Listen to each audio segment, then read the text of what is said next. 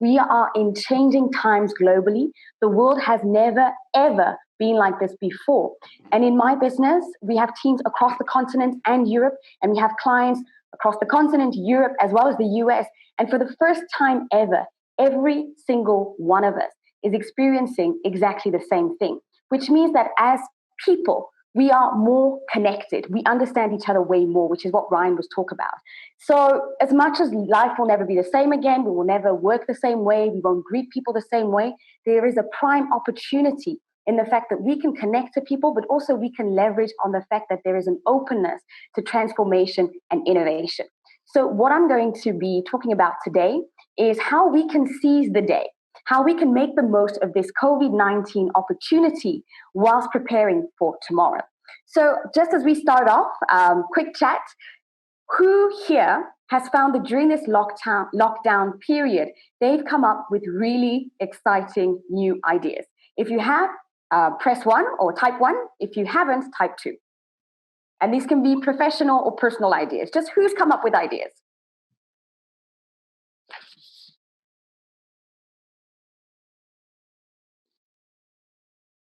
See, that's great. So most of you have come up with really exciting ideas. And the reason for that is because, firstly, the world is changing and is more open to creating this environment of innovation, but also we have way more time. So seizing the day is all about using this lockdown period to maximize on the time that we have in mental space and capacity.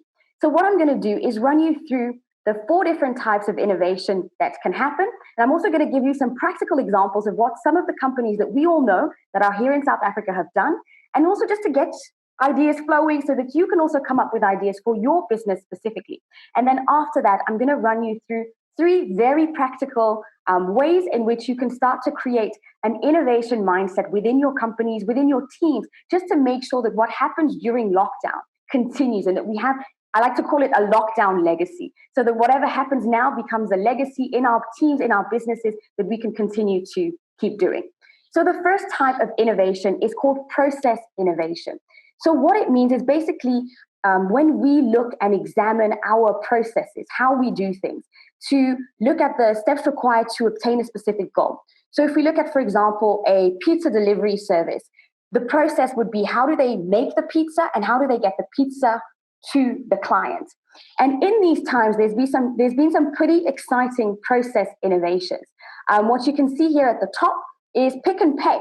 So Pick and Pay, previously to lockdown, you could order online and it would be delivered to your home, or you can go in the shop buy your groceries and take them home.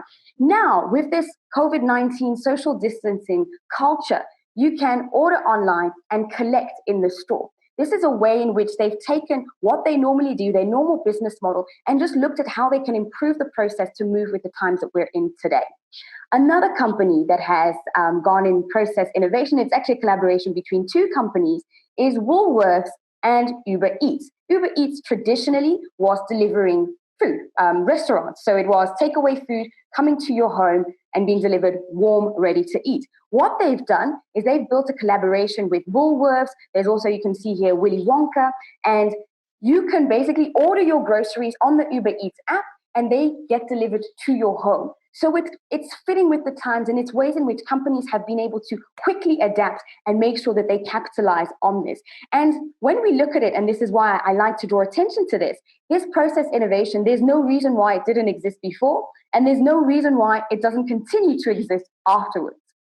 The next type of innovation, business model innovation. So this is basically when we look at a business model as a whole. What is it that you are delivering to your clients, and how does that business model function?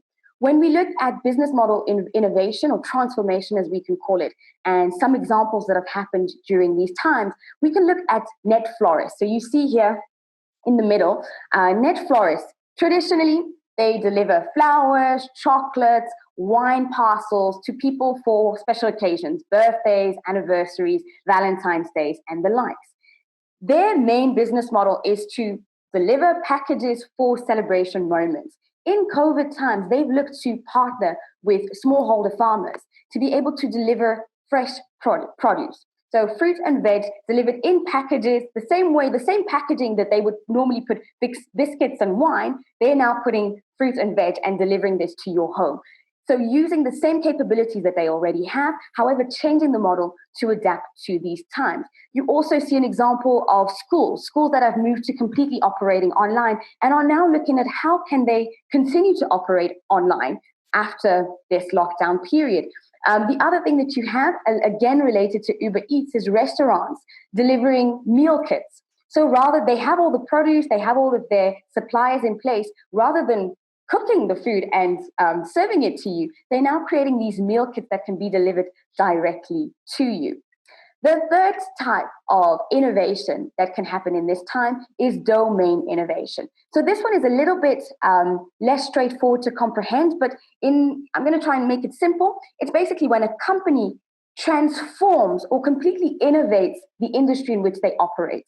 A great example of this is, for example, when Amazon, the online retailer, online store in the US, started to provide internet solutions for web developers. So they use their capabilities and the things they learned in digital to completely move into a different domain.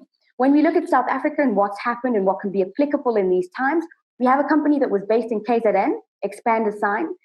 So they normally make signs, advertising signs, billboards, so anything that has to do with paper and plastic and visual design to be printed.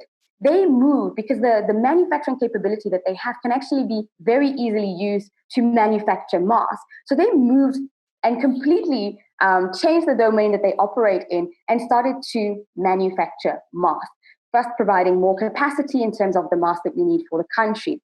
Another example of this is a company called ThyssenKrupp, and I hope I'm pronouncing it correctly, a German company that manufactures elevators. Using Internet of Things technology, they install basically Internet of Things to explain in a very simple way is when your objects have internet. So for example, when your car or your fridge, some of you have seen these advertisements where your fridge can know what's in the fridge and there's sort of Wi-Fi capabilities. So they've done the same thing with elevators. But what it's allowed them to do is that by monitoring through Internet of Things how these elevators are functioning, they can predict elevator breakdowns and thus save a lot of money by coming in an emergency and make sure that their clients are kept happy and that all is running smoothly. The last type of innovation is cultural and organizational innovation. And that really speaks to what my colleague Ryan was talking about. It's innovation within the heart of an organization. How do we make sure that our team members, our employees are thinking differently? How do we create an innovation mindset within the core of our team? How do we change the way we do things?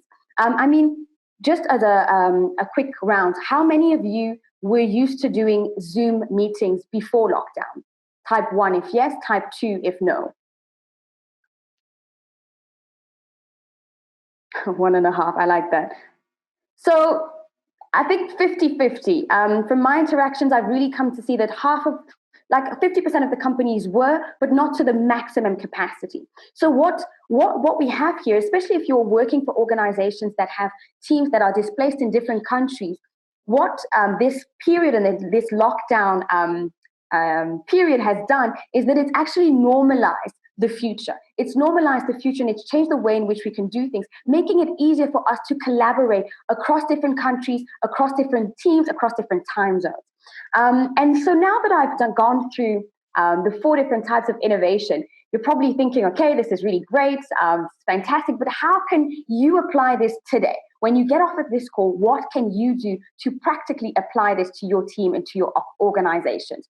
So the number one thing, because all of us work for companies and companies have pretty much a goal, it's to provide a service or a product to people. So the number one thing that you need to be looking at is how can you digitize your product or service offering, as well as your internal operations. So even if you're in the events industry, you're an events manager, how can you digitize what it is that you bring to the company? So we've talked about digital conferences, we talked about digital events, but I'm pretty sure, and I'm going to show you how there's other things that you can do that will really make a difference in the organization and in how you go about your daily job. So the first one, I really believe that it's important to prepare your teams to think innovation.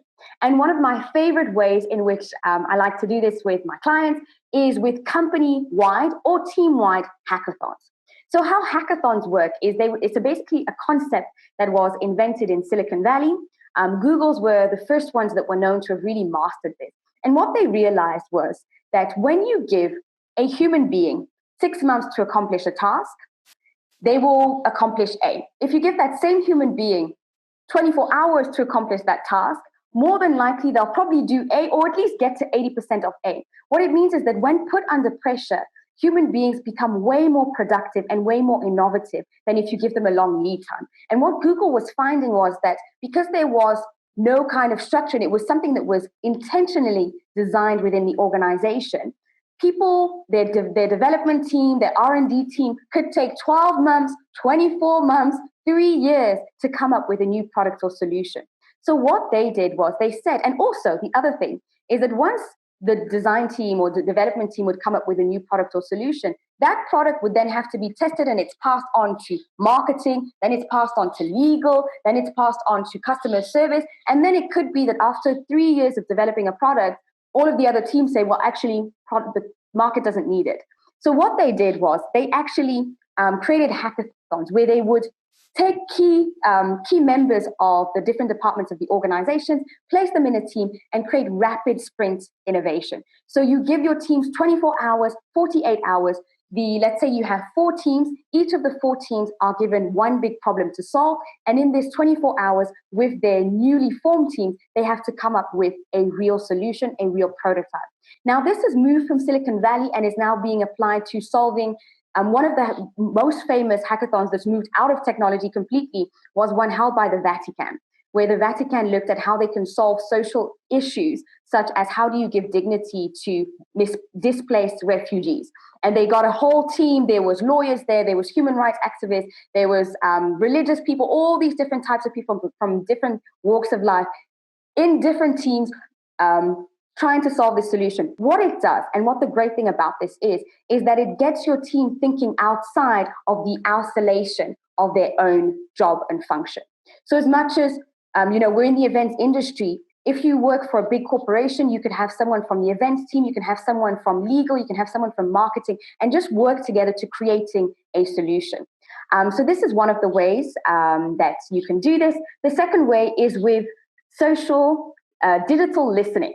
Now, what I mean by digital listening is not hack into Zoom calls and spy on your clients. What I actually mean is because the world is pretty much in a COVID social distancing scenario, most people are interacting online more than ever before. They're commenting, they're writing articles, they're on blogs, they are active online. So it is now the time to start to intentionally listen to what your clients, but also your stakeholders, also your employees, your team members, what is happening online. An example of a company that did this is Netflix. Netflix listened to what their people were saying. And as soon as lockdown happened, people were like, oh, I wish I could watch Netflix with my friends. Here's an opportunity. Netflix released Netflix Party, where you can connect with several friends, such as Zoom, and you all watch a movie together. So just think about what the opportunities are that are hidden in some of these social media platforms, in the comment section, in product reviews that you could be harnessing right now. And then the last way in which you can really make use of this opportunity is to make use of the fourth industrial revolution technologies. We're talking nanotechnology, augmented reality, Internet of Things, 3D printing. Look, really instruct yourself, try and find out as much as you can about these technology and start thinking, how can I use this in my job? For the events industry, the example that I have here is IKEA, a Swedish furniture company. So what they did is using augmented reality, they created an app where people could, using the camera of their phone, they could just scan through an area, a space in their home, and you could test how the furniture would look like in your home. What if we were to apply something like that to the events industry? Maybe it's that if a famous band is playing, I could actually make them play in my living room. And maybe that's a VIP package. Who knows? Maybe there's something that we can do with the Internet of Things. I'm sure there are tons and tons of ideas that come out of this just by putting our heads down and thinking as a team, as individuals, and as organizations. So I really hope that this was useful for you and that you can get thinking on how you can start driving innovation in your companies.